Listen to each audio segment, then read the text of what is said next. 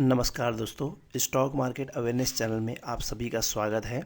दोस्तों, इस चैनल के माध्यम से हम आपके स्टॉक मार्केट के नॉलेज को बढ़ाकर आपके इन्वेस्टमेंट की जर्नी को बेहतर बनाने का प्रयास करते हैं, ताकि आप अपने नॉलेज के दम पर इन्वेस्टमेंट कर सकें और प्रॉफिटेबल ट्रेड ले सकें। दोस्तों, वीडियो को एंड तक देखना ताकि आपको कुछ नया सीखने को मिले। चलिए दोस्तों, तो शुरू करते हैं। दोस्तों, हम 3 नवंबर 2023 को मार्केट में किस प्रकार की हलचल थी उसे समझने का प्रयास करते हैं, और अगले हफ्ते हमें कहाँ नज़र बना करके रखनी है हम उसे भी समझेंगे। दोस्तों 3 नवंबर को इंडिया के जो मेजर इंडेक्सेस में किस तरह की हलचल हुई उसे हम समझते हैं।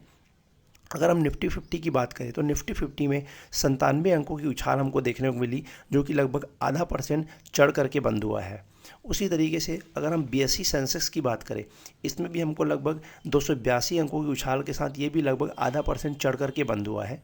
निफ्टी बैंक में भी 301 अंकों की उछाल के साथ लगभग 0.25% ये चढ़ गया है। दोस्तों, अगर हम FII और DIS की डेटा की बात करते हैं तो 3 नवंबर को FII ने टोटल 12 करोड़ की सेलिंग की है और DIS ने 403 करोड़ की बाइंग की है। इस प्रकार हम देखते हैं कि टोटल 3 नवंबर को जो ट्रेडिंग हुई FII और DIS को मिला करके वो 390 करोड़ की बाइंग हुई है। और दोस्तों, अगर हम इस नवंबर मंथ के टोटल डेटा की बात करें तो FII ने नवंबर में 3065 करोड़ की जो है बिकवाली की है और DIS ने 1872 करोड़ रुपए की खरीदारी की है।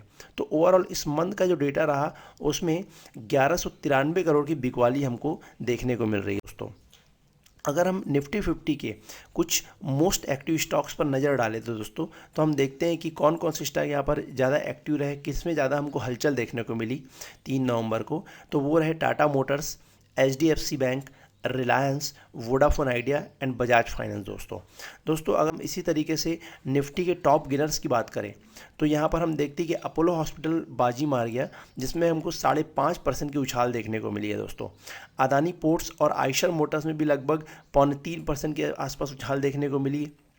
LTI माइंट्री और टाइटन कंपनी में भी लगभग 2.25% उछल करके ये बंद हुआ है। तो अगर हम निफ्टी के टॉप लूजर्स की बात करते हैं तो हम देखते हैं कि यहाँ पर बजाज फिंसर्व की काफ़ी ज़्यादा पिटाई हो गई, लगभग 2.5% गिर करके लाल निशान पर बंद हुआ है। डॉक्टर रेड्डीज़ में भी 1.5% की गिरावट हमको देखने को मिली। SBI लाइफ इंश्योरेंस में भी 1% गिरावट हमको देखने को मिली। इंडसइंड बैंक और टाटा स्टील भी लगभग 0.25% गिर करके लाल निशान पर बंद हुआ है। दोस्तों अगर हम ओवरऑल इंडिया के सेक्टर वाइज परफॉर्मेंस की बात करते हैं तो यहाँ पर रियल्टी सेक्टर काफ़ी छा गया है, जिसमें कि 2.5% की बढ़त के साथ ये हमको उछाल देखने को मिली। इसमें निफ्टी मीडिया और निफ्टी कंज्यूमर ड्यूरेबल्स में भी लगभग हमको 1.25% की उछाल देखने को मिली। Nifty oil and gas, Nifty health care index में भी लगभग 0.1% के आसपास उछाल के साथ ये बंद हुआ है।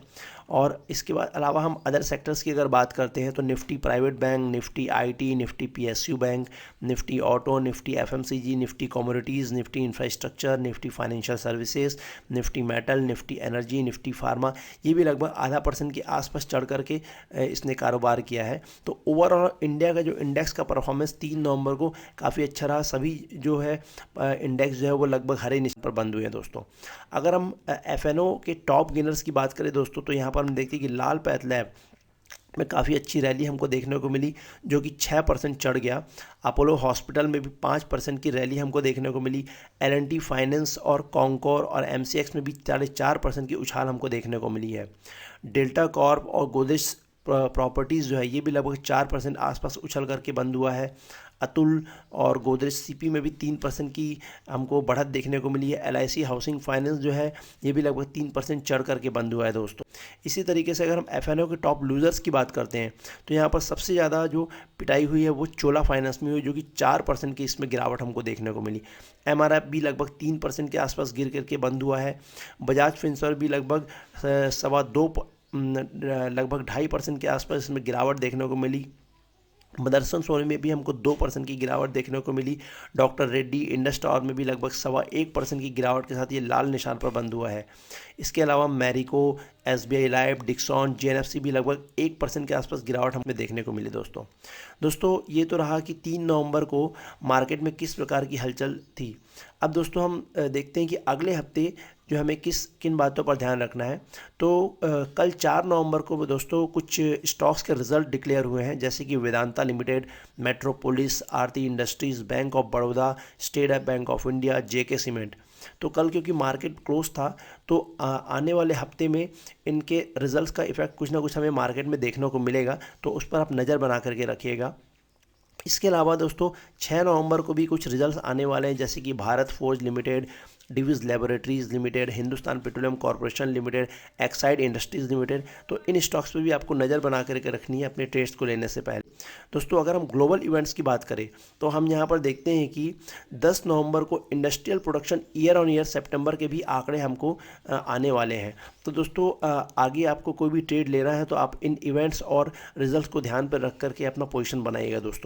दोस्तों अगर जानकारी आपको पसंद आई तो वीडियो को लाइक और चैनल को सब्सक्राइब जरूर करिएगा और बेल आइकन को जरूर दबाइएगा, ताकि आने वाले वीडियो के नोटिफिकेशन आपको समय पर मिलते रहे। दोस्तों थैंक